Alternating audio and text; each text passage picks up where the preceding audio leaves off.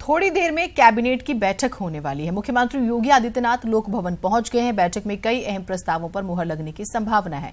बैठक में वाराणसी के घाटों पर फ्लड लाइटिंग स्कीम और गोरखपुर मंदिर में लाइट एंड साउंड शो के काम के प्रस्ताव को मंजूरी मिल सकती है।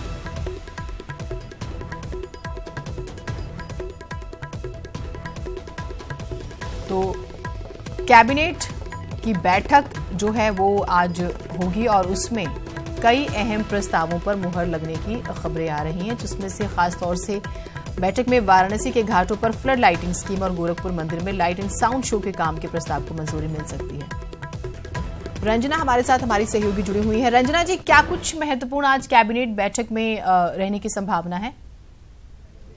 जीनत, अभी आप सियासी माहौल की बात कर रही थी। अमेठी से जो खबर आप बता रही थी उसको देखते हुए एक तरफ सियासत कांग्रेस कर रही है तो दूसरी तरफ सियासी फैसले को भी ध्यान में रखते हुए आज कैबिनेट में भी एक अहम डिसीजन होगा गन्ना किसानों के भुगतान को लेकर, क्योंकि ये मुद्दा उठ रहा है और उस पर चीनी मिल मालिकों को आर्थिक मदद देने का आज फैसला हो सकता है कैबिनेट में।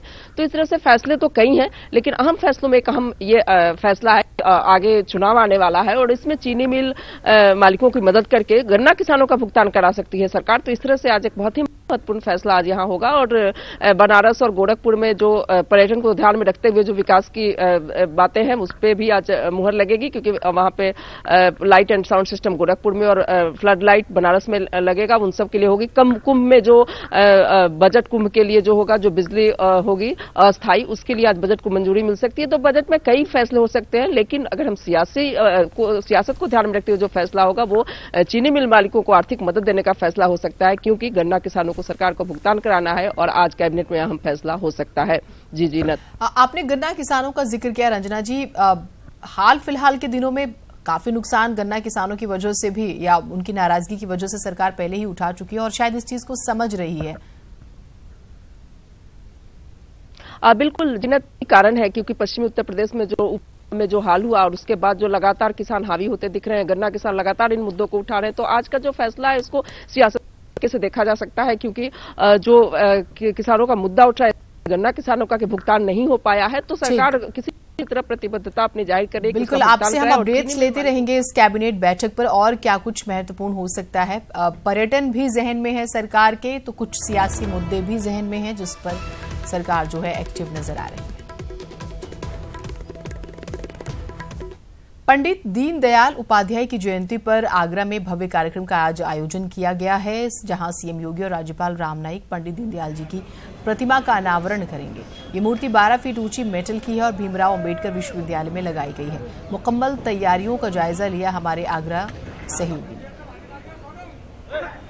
राज्यपाल राम नाईक और मुख्यमंत्री योगी आदित्यनाथ आज आगरा में आएंगे और आगरा के लिए खास दिन आज है, क्योंकि पंडित दीनदयाल उपाध्याय जी का आज जन्मदिन है और उन्हीं की स्मृति में ये कार्यक्रम आगरा के यूनिवर्सिटी में हो रहा है।